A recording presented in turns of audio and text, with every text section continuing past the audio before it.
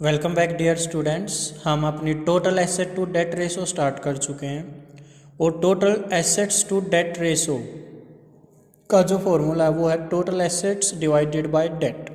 अब total assets में क्या आएगा और डेट्स में क्या आएगा वो बताता हूँ। उससे पहले एक बात समझ लो, जो debt total asset to debt ratio है उसकी आइडियल रेशो 2:1 या फिर 1:1 भी आ जाए तो दोनों ही आइडियल रेशो मानी जाती है। जो टोटल एसेट्स में क्या क्या आएगा ये पता करना हमें पहले। देखो, total assets includes non current assets and non current assets are further divided into two parts, tangible assets and intangible assets. Non current investment, long term loan and advance and current assets, these all are included in total assets. Clear है? Next, debts. In debts, long-term borrowing, long-term provisions, debtors, mortgage loan, bank loan, loan from financial institution and public deposits, ये सब cover होंगे बेटा। Clear है ये बात? ये आपको याद होनी चाहिए तभी आप क्वेश्चंस कर पाओगे, अदरवाइज मिस्टेक कर दोगे कि टोटल एसेट्स में क्या क्या आता है और डेट्स में क्या क्या आता है। चलिए अब एक क्वेश्चन देखते हैं बेटा, और उसमें हमें total asset to debt ratio निकालनी है। आपकी बुक में इलस्ट्रेशन नंबर 33 है, डीके गोयल बुक में। देखिए क्वेश्चन क्या है। देखो बेटा, ये क्वेश्चन है, फिक्स एसेट है 16 lakh, non current investment 2 lakh. अच्छा ये बताओ, फिक्स एसेट टोटल एसेट में आना है, नॉन करंट इन्वेस्टमेंट भी टोटल एसेट में आना है, करंट एसेट भी टोटल एसेट के अंदर कवर होगा। अच्छा, टोटल डेट्स दे रखे हैं 18,50,000। हमें कौन से चाहिए होते हैं? ये वाले कौन से डेट्स है बेटा? Long term debts. कौन से डेट्स हैं? Long term debts. तो हमें टोटल से मतलब नहीं है डेट में, किन से मतलब है? Long term. देखो, एक डेट्स भी दो तरह के हो सकते हैं, शॉर्ट टर्म और एक लॉन्ग टर्म। इन दोनों को टोटल करके टोटल डेट्स आते हैं। तो यहाँ पर कौन से गिवन है? टोटल डेट्स गिवन है बेटा। ठीक है, आगे देखो। ट्रेड पेबल, बेटा याद रख लेना, ट्रेड पेबल करंट डेट्स में आ जाएगा। आउटस्टैंडिंग एक्सपेंस भी और बैंक ओवरड्राफ्ट भी, ये तीनों ही करंट डेट्स दे दिए। अब क्या करोगे? टोटल डेट्स है और करंट डेट्स है, क्या आप नॉन करंट डेट्स निकाल लोगे? सर नॉन करंट डेट्स क्या होता है? बेटा लॉन्ग टर्म डेट्स को ही मैं नॉन करंट डेट्स बोल रहा हूँ, या फिर नॉन करंट लाइबिलिटी भी बोल सकते हैं।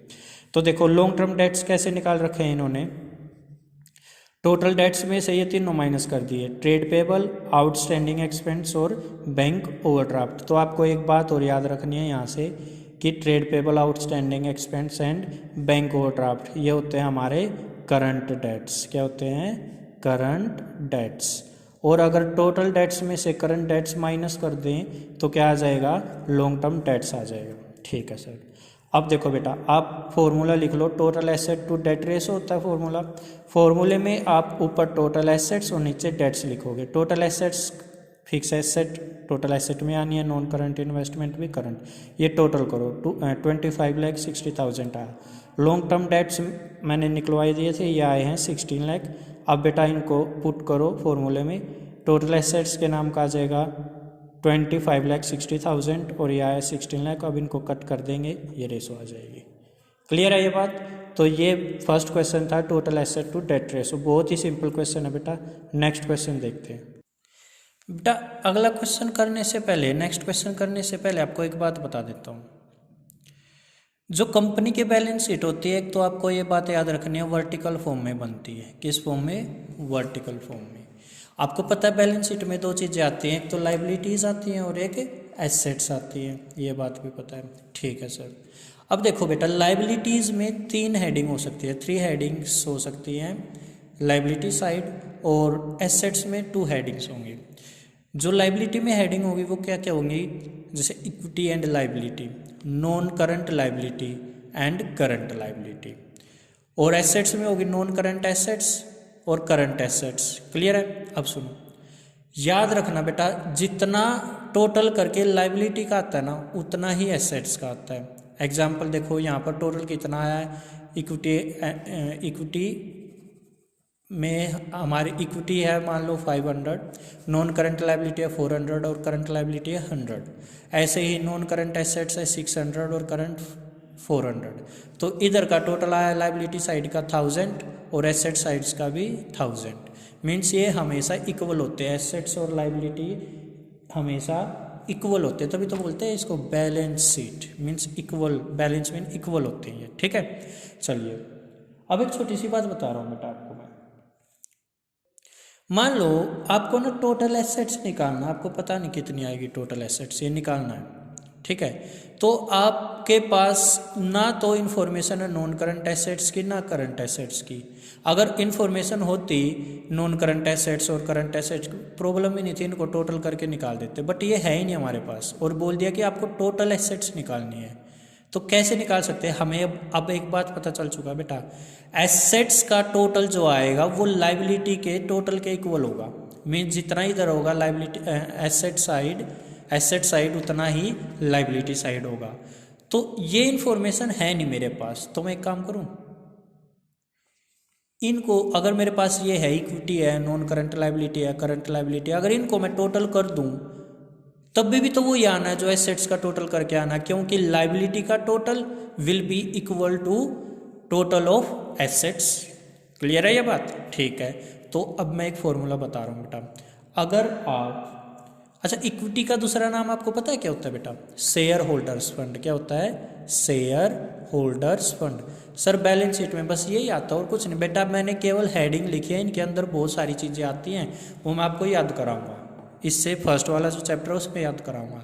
तो अभी मैं क्या कह रहा हूँ, देखो शेयर होल्डर्स फंड भी बोल देते हैं हम किनको?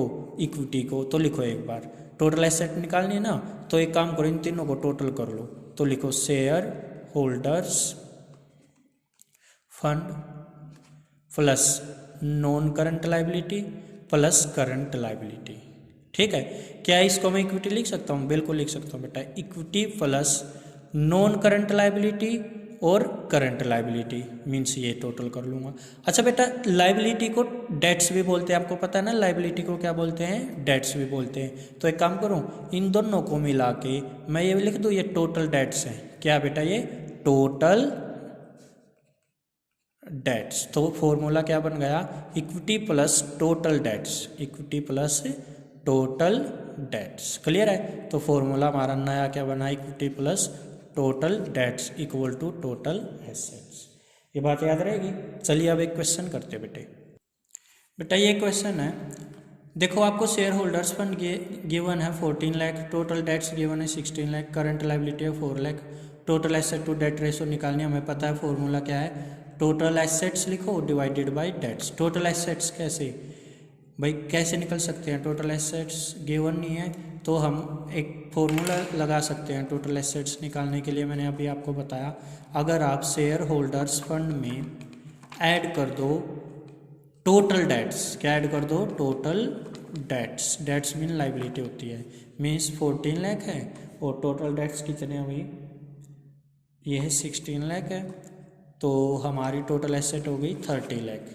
क्लियर है ये बात? चलिए अब फॉर्मूले के लिए 30 लाख तो मिल गया टोटल एसेट्स के लिए, और डेट्स का फॉर्मूला क्या है? ये डेट्स कौन सी है बेटे?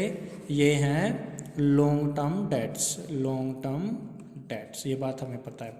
तो लॉन्ग टर्म डेट्स निकालने का फॉर्मूला बेटा, अगर टोटल डेट्स में से करंट डेट्स माइनस कर दो तो क्या लॉन्ग टर्म डेट्स नहीं आ जाएंगे? ठीक है, तो देखो हमारे पास टोटल डेट्स हैं 16 लाख और करंट लाइबिलिटी मीन डेट ही होता है बेटा, लाइबिलिटी मीन डेट ही होता है, तो करंट लाइबिलिटी माइनस करो यहाँ से, तो ये कितना आ जाएगा? 12 लाख। चलो अब फॉर्मूले में पुट करते हैं, टोटल एसेट्स हमारी आई हैं, क्या निकालना हमें? Total asset to debt ratio. तो हमारी टोटल एसेट्स आई हैं 30 लाख और डेट्स आए हमारे 12 लाख। बेटा इनको कट करो, 12 2 24, ये आंसर बेटा 2.5:1। क्लियर है ये बात? चलिए बेटा नेक्स्ट क्वेश्चन नेक्स्ट वीडियो में कंटिन्यू करेंगे।